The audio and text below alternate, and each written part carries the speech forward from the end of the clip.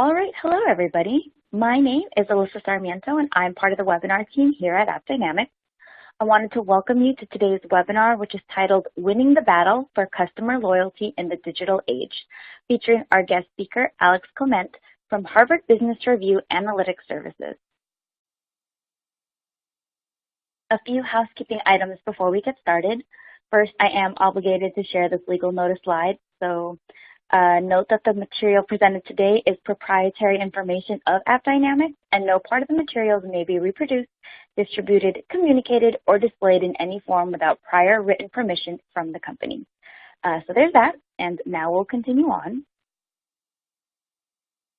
Moving on, note that the console you are looking at is completely customizable. Feel free to explore the widgets that are at the bottom of your screen. If you have any colleagues who you think could benefit from joining, there is a share button in the bottom, so feel free to share the webinar directly from here. You can also move or resize any of the windows you see open by dragging the bottom right corner. This will be especially useful as we go into the demonstration, so definitely enlarge the slide view at that time if needed. For the best viewing experience, we recommend using a wired internet connection and closing any programs or browser sessions running in the background that could cause issues. I know we're saying to not be on Wi-Fi, but we're just saying this could potentially happen to some folks and it could potentially be a bandwidth issue. I just wanted to highlight that up front. If you've done these things and you're still experiencing any issues, whether it's with sound or the screen seems frozen, please refresh your browser as that will usually fix any console issues. And if you continue to have issues, please reach out to us through the Q&A widget that's on the left side of your screen, and I'll try to help out there. Speaking of the Q&A widget, we invite you to submit any questions you have during the webinar through there, and we'll answer as many as possible at the end of the presentation. In addition, you should see a survey widget that's on the bottom of your screen. Before the close of the webinar, we invite your thoughts and feedback on the webinar so that we can better serve topics that you'll continue to be interested in the future. Lastly, this webinar will be recorded and you'll receive a link to the recording by the end of the day. Feel free to share the recording with your colleagues. Moving on to the presentation, let me introduce you to our speakers for today. As I briefly mentioned earlier, we are pleased to have Alex Clement as our guest speaker from Harvard Business Review Analytic Services, which is the research arm of Harvard Business Review Group that conducts research on management challenges and emerging business opportunities. Alex will be going in depth on the results of a recently released Pulse report, which you can find under the resource list. The survey findings present insights on how some of the most successful companies are leveraging real-time app performance data to create satisfied, loyal customers. And our hope is that you leave this webinar learning ways that you can too. Joining Alex is our own Matt Cleve, Director and Global Lead for Business IQ at AppDynamics. He works with customers to help them bring together the world of performance and business health for their critical applications.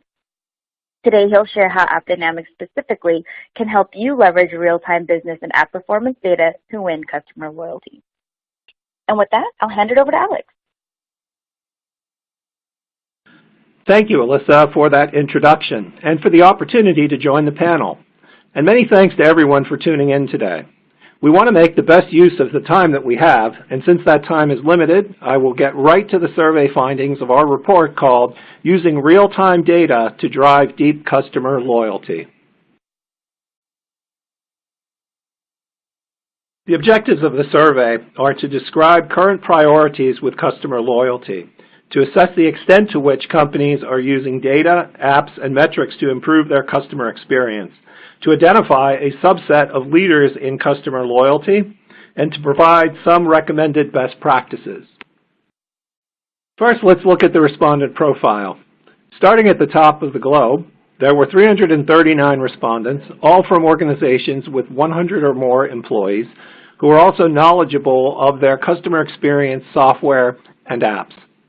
Half were from North America, 1/4 were from Europe, the Middle East, and Africa, 15% from Asia Pacific, and 8% from Latin America.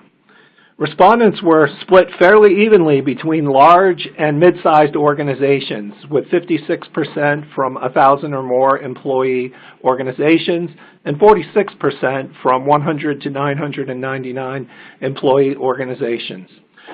And representative of the HBR audience seniority, 2/3 were either executive or senior management, 1/4 were middle management, and 8% were from other grades.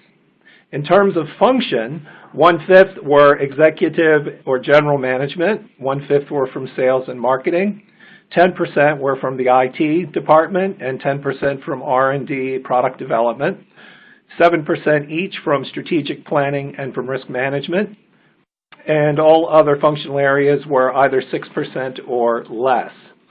In terms of industries, 12% were from technology, and 12% were from healthcare, 11% from financial services, and 11% from manufacturing. 8% each from energy and education, 7% were from government, 6% from business and professional services, and all others were less than 6%. Now let's take a look at the survey findings. Businesses are diligently pursuing the quest for customer loyalty and the experiences that drive it, and for good reason. According to Marketing 101, acquiring new customers costs about 7 times as much as reselling an existing customer. Interestingly, you'll see nearly half of the survey respondents say that they have a stronger customer loyalty than their competitors do, and only 10% say that they have less. But we'll take a deeper look just to see how far organizations have evolved with customer apps and analytics to enhance their customer experience. The quality of app performance and how frequently managers have access to it are the 2 biggest drivers of customer loyalty. Virtually all organizations understand that this is what's necessary to create excellent customer experiences. And looking at this chart, you'll see a range of 7 out of 10 to 9 out of 10 executives get it. For instance, data accessibility at 88% stands out as the most important factor. And very closely, the ability to translate data into actionable insight quickly and at scale at 87%. The ability to efficiently manage data from different sources and enrich data with new sources, 85%. The ability to deploy proven analytic models across the organization and create collaborative modeling environments, 77%. The ability to predict, optimize, and forecast using trusted algorithms, 76%. The ability to provide support for experimentation, 72%. And the ability to conduct rapid prototyping and testing of analytic models at 71%. So executives know what is necessary to create excellent customer experiences. But while everyone understands what's necessary to create excellent customer experiences, the vast majority of marketers suffer a significant capability gap. When asked how well they perform among the same list, we see tremendous deltas. Normally 10 points is considered significant, but here we see gaps as high as 50 to 60 points. So looking at the effectiveness versus the importance, data accessibility was 88% in importance, but only 39% effectiveness. Translating data into actionable insight quickly and at scale was 87 for importance and only 25 for effectiveness. Efficiently manage data from different sources and enrich data with new sources, importance of 85 versus effectiveness of only 26. To deploy proven analytic models across the organization and create collaborative modeling environments, 77% said it was important, but only 24% say that they are effective. To predict, optimize, and forecast using trusted algorithms, 76% say that it was important versus 24% say they are effective at it. To provide support for experimentation, 72 versus 31. And to do rapid prototyping, testing of analytical models, it's 71 versus 21. So most organizations are clearly suffering from a capability gap. As we have seen, most organizations are struggling with customer experience, analytics, and apps. But while most struggle, there's a class of companies who say that they have greater customer loyalty than their competitors. They are the customer loyalty leaders. And at 44% of the total research audience, they represent a significant minority. How do leaders differ from followers and laggards? Looking at this chart, you'll see that we've segmented the audience by colored bars. The gray bars represent leaders, the orange bars represent followers, and the blue bars represent the laggards. One important difference in how leaders operate versus followers and laggards is with the frequency at which they interact with customer data. 1/3 of the leaders say they have real-time access to data. This is the plurality, or the most common frequency for leaders. The followers' plurality is monthly, and laggards are less frequently than monthly. In the micro moments of the 21st century consumer, this isn't good enough. Large time lags between reports can keep causes of customer dissatisfaction hidden for long periods of time with significant negative impact on satisfaction and loyalty. Thus, app performance must be frequently disseminated for it to have any kind of impact on the quality of the customer experience in the moment. But before we leave this slide, it's fair to say, and it's important to point out, that leaders with only 1/3 working in real time can stand some real improvement themselves, which is to say their lead is not unassailable, but they're definitely further along today than other companies. How are companies tracking customer experience? The top 5 app metrics used are monthly daily users, our repeat use of the app, the session's length, the geographic location, and network errors. And here leaders are slightly better than followers and significantly better than laggards. But as we will see, there is some caution regarding the next tier of metrics. The second tier of metrics, ranked 5 through 10, include devices used, app load time, app crashes, end-to-end API latency, and the average time between sessions. Here we see that leaders prevail slightly over the followers and significantly over the laggards. But we can also see that the vast majority of organizations, including leaders, are not tracking app load time, app crashes, or API latency. In the age of digital apps, this is going to be of utmost importance. In the report, Gerald Dutoit of Bain & Company points out that app metrics can also yield important insights as to why customers abandon online visits. Most organizations are unaware of how many customers give up. What this means is businesses are only getting a partial picture of their customer universe. It's also worth noting that surveys taken at the end of online and mobile transactions are only being taken by customers who haven't already dropped out. So it's important to have the full picture. When it comes to cross-functional collaboration, leaders are far and away better than followers and laggards. Cross-functional collaboration is key in the digital app era. If sales is only looking at sales data and marketing is only looking at marketing data and service can only see service data, the end result is most likely going to be a poor customer experience, especially relative to your competitors who are forging ahead with integrated applications. This is important because when everyone is aligned on customer data, great things can happen. Service, if they spot an opportunity, can actually sell product, and salespeople can provide better services. Clients' needs are met in real time, and positive outcomes are more likely and more predictable. Consistent with that thread, leaders are focused on supporting all customer touchpoints. One can't stress enough how important this is, because without full alignment, the middle and the back office is going to be where your brand promise goes to die. One thing we can glean from this study is that what historically was the biggest challenge to improving customer experience, analytics capabilities, is no longer the challenge.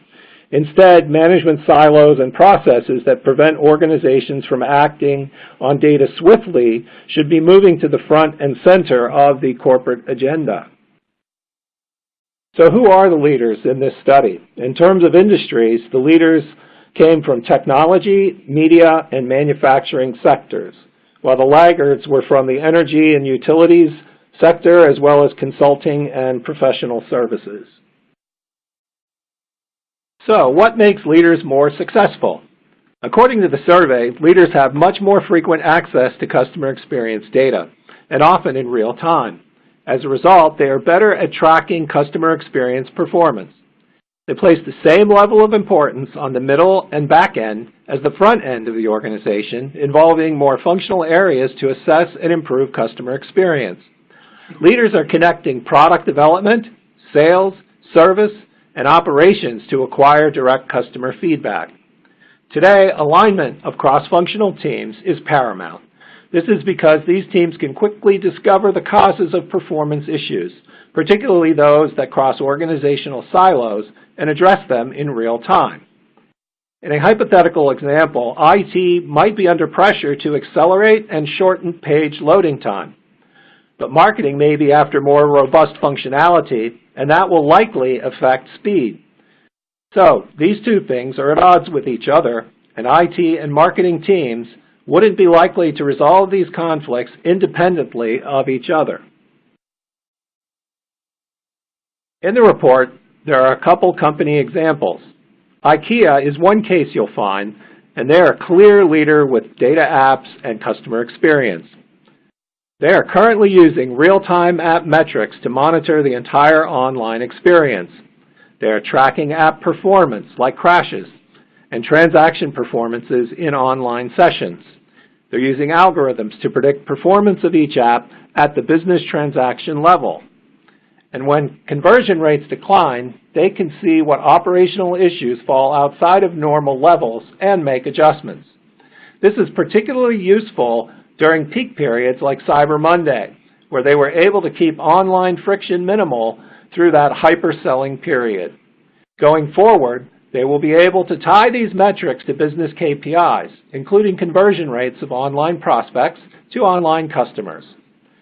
Their next step is to enlarge the teams to include marketing, product, supply chain, etc., to broaden their remit and spur even faster action based on the real-time data. Another company example in the report, one we'll speak of anonymously, illustrates the need for cross-functional alignment. A consumer packaged goods company employs separate pricing, demand generation, and inventory teams. One day, the pricing unit decided to raise prices without informing its peers. The net effect was the overall sales revenue increased in the short term. Mission accomplished? Not really. An unintended result of the price increase was a fall in demand, and so in the longer run, the organization was left with a lot of unsold inventory. Here, they clearly need better cross-functional alignment. So in conclusion, in the digital app era, the competition for loyal customers will only intensify.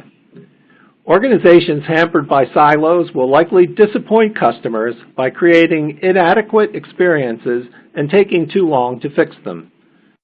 Marketers need real-time analytics to spot and track trends. Think of every click as a transaction, either toward a sale or away from one.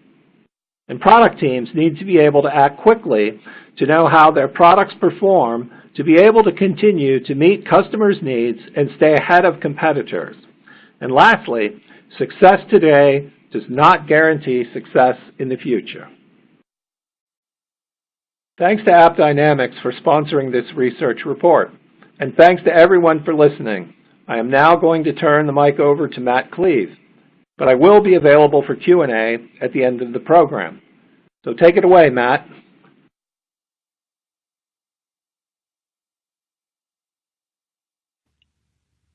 Thank you, Alex, for walking through the findings from the report. The need for organizations to have real-time access to both business and application performance data for decision-making is something that has been top of mind for our customers as well, especially as applications are now the center of every business, and it's increasingly easier for customers to switch to a competitor if they have a poor experience. The question is, if everyone knows this approach provides a competitive advantage, why is it so hard for most companies to implement today? The answer is that most companies still operate in a very siloed fashion, both from a toolset and organizational perspective. Oftentimes, business teams are only looking at business and customer behavioral metrics from either classic BI solutions or maybe tools like Google or Adobe Analytics.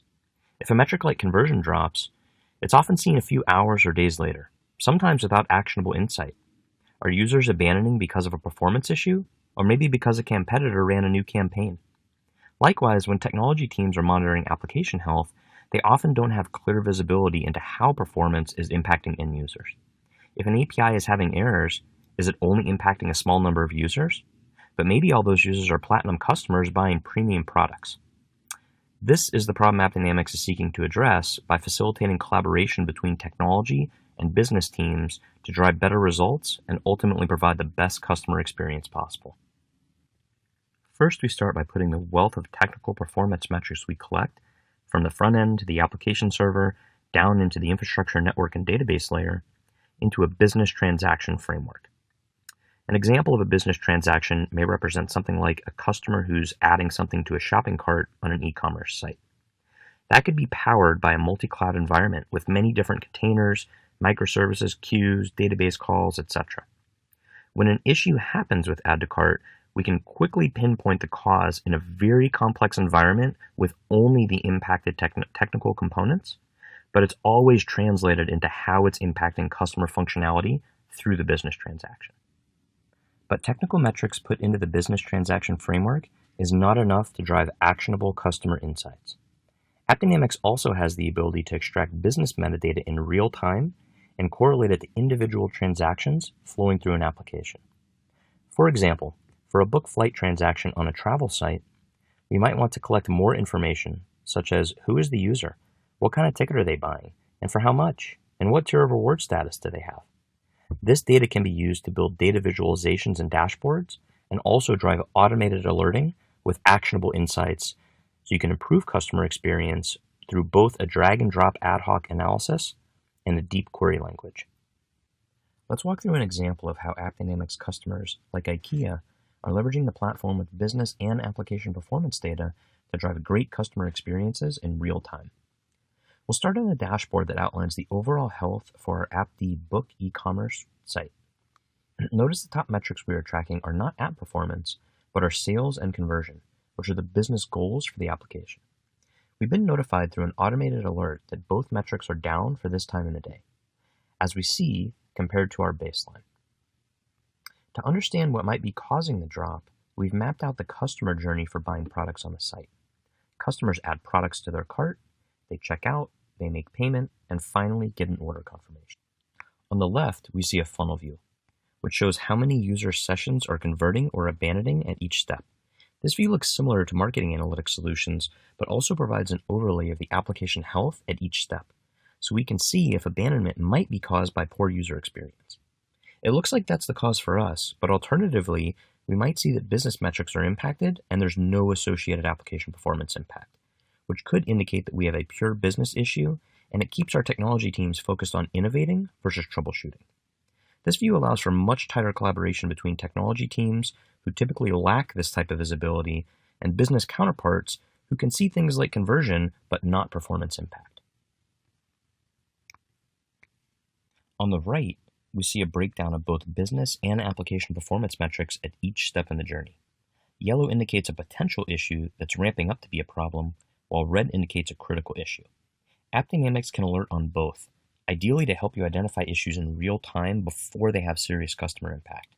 In this case, we see that it does look like a technical performance issue in checkout is causing abandonment, leading to less sales and conversion than usual for this time of the day. Now we have a clear line of sight into how customers are being impacted and where to look to remediate the issue. There looks to be multiple potential performance issues with checkout, with high end-user browser and app response time, as well as high back-end app response time and error rates. Let's quickly find the root cause, first with our end-user views. In this dashboard, we see the overall experience for actual customers using a browser to access our application. Alternatively, we have similar views available for native mobile applications as well. Immediately, we see that users in the UK seem to be experiencing this performance issue. Let's switch to our geo dashboard and drill deeper down into snapshots in the United Kingdom, which represent individual user actions on the site. If we look at those with the highest response time and filter down into an individual customer who is attempting to check out, we now see a breakdown of both front-end time spent, so for example, how long did it take for us to fetch resources on the page, as well as back-end time spent, if I were to call business transaction in the application environment. And we see that this transaction actually did call an application checkout, and we can follow that end to end through the entire application. And there was an error here, and we're going to drill into that in just a moment, but for now, let's focus on this high time that's spent fetching resources on the page. If we drill to our Resource Details tab, right away we see that there are a number of CSS, images, and scripts that are being loaded from our CDN. And these appear to be the ones that are taking a long time to run. So it looks like we have some issue with content that's being served up on our CDN. This gives us immediate actionable insights where we can go fix this issue to lower the response time for our end users. Now let's investigate the back-end application environment to see where we are experiencing some of that slowness and errors in the actual application itself. And here we see a dynamic real-time architecture diagram that AppDynamics has built automatically by deploying our technology in the environment. This allows us to see the interconnections between all of our different services or microservices, different messaging queues, databases. As I update the technology and add new components to the environment, we're automatically figuring out how all of this complex environment is supporting specifically the checkout business process. If I were to look at other processes like add to cart or product search, I would see only the parts of the infrastructure and application environment that are supporting those services. So it's very easy for me to figure out exactly where I need to look when I have performance issues. Now in our case, just like we did for the end user environment, let's drill into the snapshots that represent the errors that we were seeing for this application. And very quickly we can get to an individual user who experienced a checkout error, and AppDynamics recommends the potential issues that caused this error in the user experience.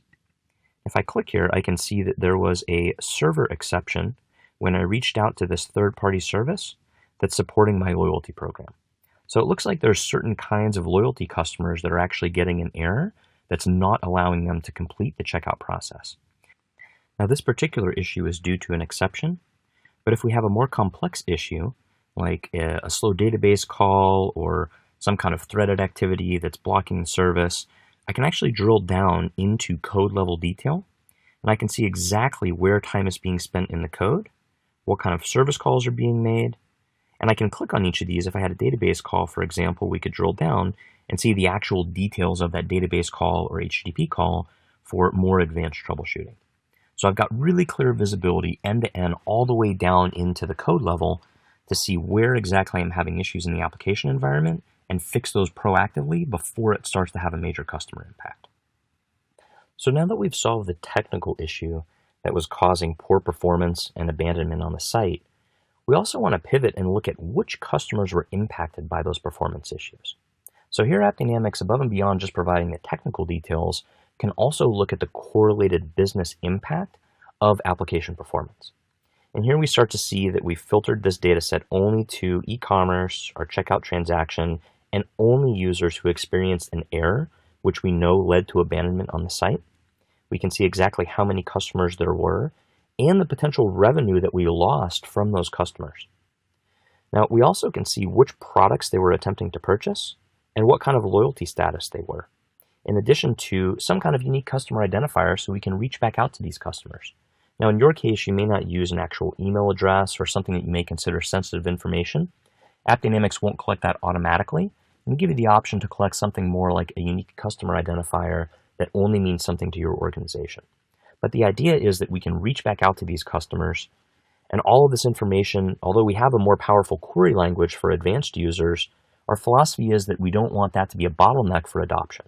So any user should be able to come and use a drag and drop interface to build these visualizations for ad hoc analysis, and they should be able to look at this data in real time and filter down to what's of interest to them. So for me, it's really interesting that although our silver customers were the ones that were primarily impacted, our diamond customers are the ones that have very high value to our organization, and I want to make sure that I reach back out to them to let them know that they had a poor experience, and maybe even give them some kind of gift card or something to draw them back in and drive customer loyalty. So here, I can right-click, I can apply that as a filter, and automatically in real time, I've adjusted this data set to see show me exactly what happened for that small set of customers who were diamond customers. I see that there were actually different products that they were attempting to purchase from the larger population, probably some of our more expensive books. I know exactly who they are, so I can reach back out to them and use this information through either my marketing team or my business teams to drive a very great customer experience for these customers, even though they had a potential issue on the site. I can also go to the data tab here, and if I'm attempting to do root cause diagnostics, this is another way that I can get into the technical details for these exact 3 users, where I can actually click through, and much like we saw on the backend application side, I can get down into their application snapshots and do that same kind of diagnostic troubleshooting here, although from a different angle where I started from the business and now I'm drilling into technology. So here very quickly we've gotten to a place where we can see customer impact. We see that end-to-end across the application. If you think about what we've done, we've very quickly identified there was a performance problem that was causing abandonment. Within a few clicks, we were able to solve both a front-end and back-end problem.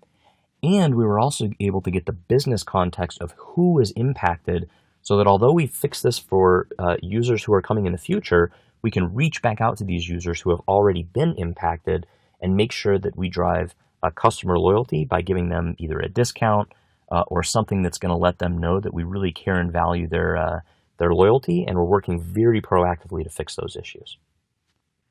So before we wrap up, I want to thank everyone on the webinar for your time today. Hopefully you've learned some valuable insights to take back to your organization in terms of connecting business and application performance data in real time to drive customer loyalty and great business results. I also want to thank Alex from Harvard Business Review for compiling the report and sharing those awesome insights with us today. And finally, I want to turn it back over to Alyssa to open us up for Q&A. Thanks again, everyone.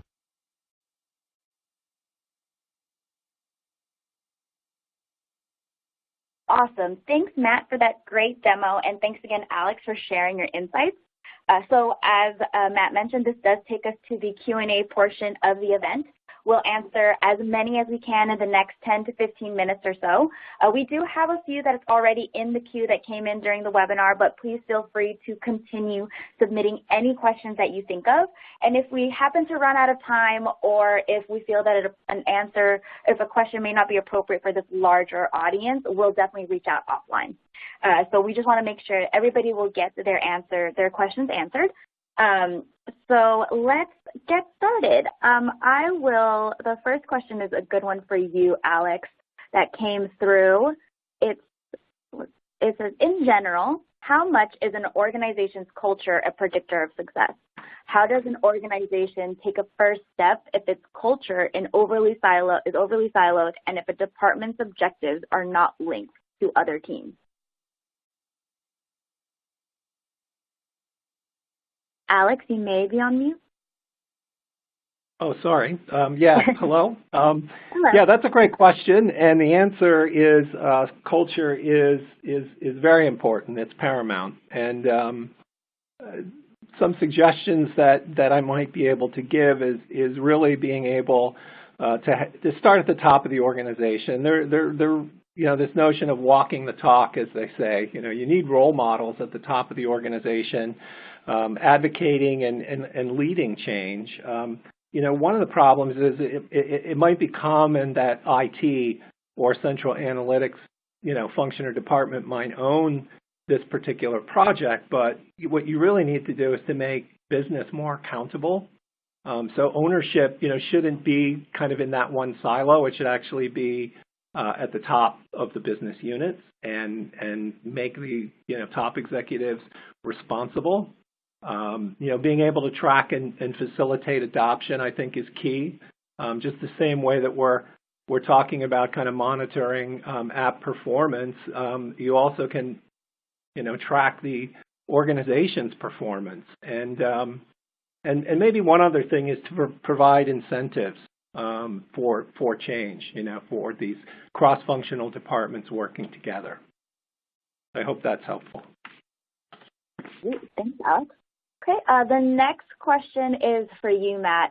So just how are business transactions defined? Thanks, Alicia. That's a good question. So as you saw in the demonstration, we refer to business transactions as things that end users typically do with an application or potentially even with an API. And the way that we come up with those is AppDynamics actually automatically detects that from the running code. So if you think about our technology, we deploy what we call agents. Those are things that live inside of the process that runs your application, whether that's on a browser, a native mobile app, or in the app server environment itself.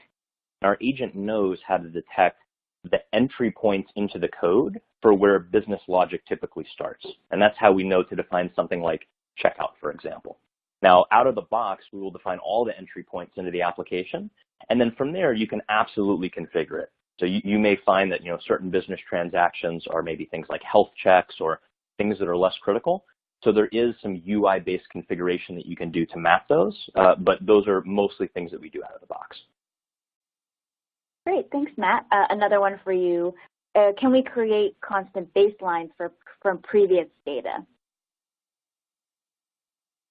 So the way that the baselining works is you do have to have our agents running to start to gather data to baseline off of. But if I interpret that question in one of two ways, so we can't import old historical data and create baselines off of it. You do need to have the AppDynamics technology running. But what you can do is if you wanted to have some static time period in the past, let's say I'm an e-commerce company like the example we walked through, and I want a baseline for Cyber Monday, for example, you can choose how to define the time range that a baseline will look at the data for. And you can also have multiple baselines that you can compare against. So you could compare what's normal for this hour, what's normal for this hour on a Monday, what's normal for the first Monday of every month, etc. And that way you get a good kind of historical performance of baseline over time. Great, thanks, Matt. Alex, a question for you. So you mentioned cross-functional collaboration a few times. Does this mean companies need to restructure their organizations to create better customer experiences? Well, you'll see that some organizations might create an agile cross-functional team to manage a particular challenge, like to say you wanted to improve setting up new accounts. But what's more important, apart from restructuring an organization, it's really having access to data from different sources across all lines of the business to be able to solve customer problems in real time. It's important to have a tech platform and a dashboard that connect all important areas so that everyone can see and correct, I guess, what were previously invisible performance issues that are now visible, and be able to respond to customers' actions. But once again, as we saw in the survey, 9 out of 10 respondents said that managing data from many sources is important to their success, but less than 1 in 3 say they excel at it, and that includes some of the leaders. So there's plenty of opportunity, I think, for improvement for all companies. Great, thanks, Alex. Going back to you, Matt, on some product-specific questions.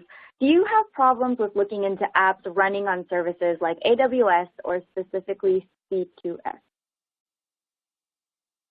Yeah, so that's another great question. So in general, AppDynamics is agnostic to wherever your workload is running. That's assuming we have the ability to put one of our agents on it. So it's actually more dependent upon the type of application server. So this is not an all-encompassing list, but if you think of things like Java, .NET, Node.js, Python, various set of languages that we support, including C++. We have support for SAP. So a good mix of kind of next-gen technologies and legacy technologies. And we're agnostic of where those workloads run. We've got customers leveraging on-prem, in AWS, in Azure, in Google, and Pivotal, like a whole variety of different public cloud or hybrid cloud solutions. I'll have to get back specifically on C2S. I've not deployed to that one specifically, and I just want to make sure there's no extra security loops there that we may have to look around, but I'm happy to get back to you on that one. Great. Thanks, Matt. Just kind of another product-related question. This person says, we have hundreds of business transactions which are specific to each control or action and feel like each one is important. So how to refine them and get business people involved in that? Yeah, this is actually a good question that I think spans across both the product side and also the results that we saw from the survey. I think one of the key things is enabling that cross-functional communication. So even though you may have hundreds of business transactions, there's two approaches. What we normally like to do is work backwards from the use case. And typically, once you have one use case in your environment, and our teams are actually would be happy to get in contact and do what we call a workshop. We can actually help partner with the business and kind of find an end-to-end use case, what business metrics are important, maybe what user journeys are important to the business, and then actually use that as a showcase to go to other parts of the business to drive their engagement. But typically, we like to work backwards from the use case, and that can help refine which of those hundreds of business transactions are relevant to different parts of the business. Now, alternatively, you may have some metrics that actually span across all of those that may be low-hanging fruit. The most common one is something like maybe a user session ID. That may be something globally that you can collect for your entire application and start to provide kind of that base level of business visibility to your business to say which users are associated with which sessions and which ones are having errors. So either one of those approaches typically work, but we highly recommend taking that workshop approach to engage the business, and that's really how you drive that cross-functional collaboration. Awesome. Thanks for that, Matt. And so then, as you mentioned, for the person who asked that question, if you are interested in doing a workshop, please let us know, or you can reach out to your account manager. So the next question is one for you, Alex. What surprised you about the survey? I know you've mentioned you've done this before. Is there anything that really stood out? Yeah, that's actually an interesting question. I think the thing that surprised me the most was just how few companies are tracking app crashes, and app crashes are basically just when an app's loading but it's not opening, and thinking as to like how time poor everybody is and frustrating that can be, and only 1/4 of the respondents and 1/3 of the leaders even say that they're actually tracking it. So to me, that was surprising, and I would also say that, an app crash, an app that's not loading is a pretty significant opt-out for a lot of, I think, prospective customers. So, the good news is there could be some low-hanging fruit there if companies start to put their attention there. Great. Thanks, Alex. So just to let the audience know, we have time for maybe about 2 more questions. I understand that there are a few questions that we may not be able to get answered, but as I mentioned earlier, we'll definitely reach out offline. So just wanted to give the audience a heads up about that. So the next question is, Alex, this one's for you, and you could share what you don't have to share every. Whatever you're comfortable sharing. So how were the survey respondents chosen for the survey?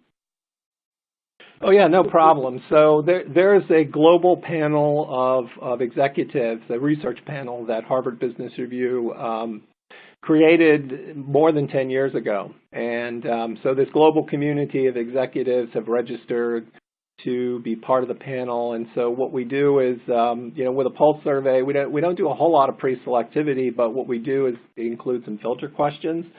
So there were a couple filter questions around the size.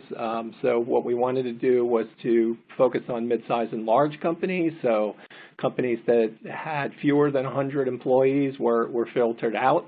And then the other aspect or requirement was that they had to be knowledgeable of the organization's customer experience apps and software. And then what typically happens is people self-select into the survey.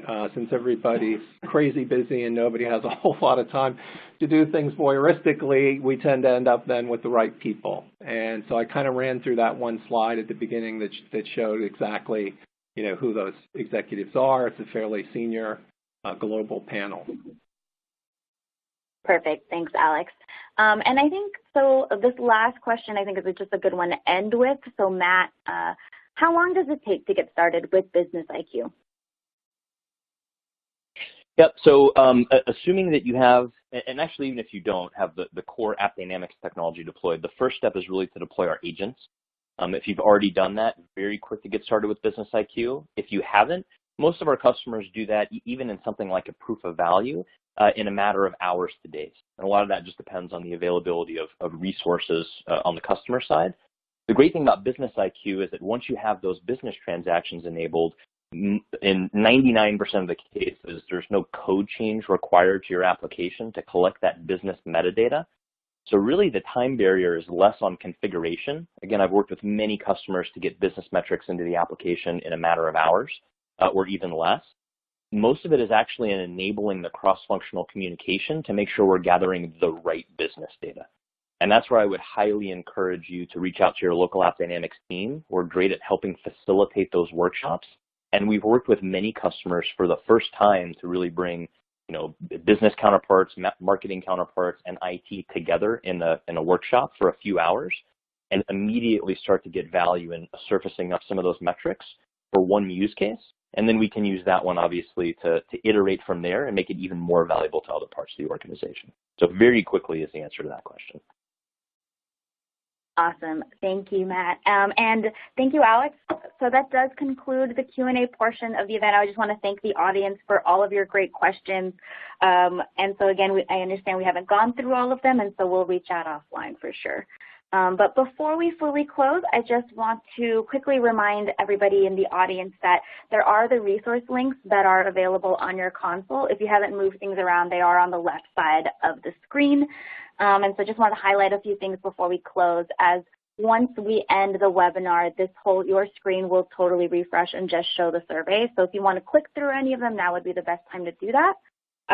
One of the main things I wanted to highlight is that you can request a more personalized demonstration. So for those who are not AppDynamics customers, you can sign up for a demo and we'll have someone reach out to get that scheduled. And this is a really great opportunity where you can ask more questions after today that you didn't really feel comfortable asking in this more larger setting. In addition, you can download the full research study that was discussed today and have it on hand or share with your colleagues. And then there is also an on-demand webinar that you can learn more about Business IQ as well as a few related blog posts. And so with that, I just want to thank the audience again for your time, and I want to thank Alex and Matt for your great insights. I hope everyone can join us again in the future. Bye, and have a great rest of your day.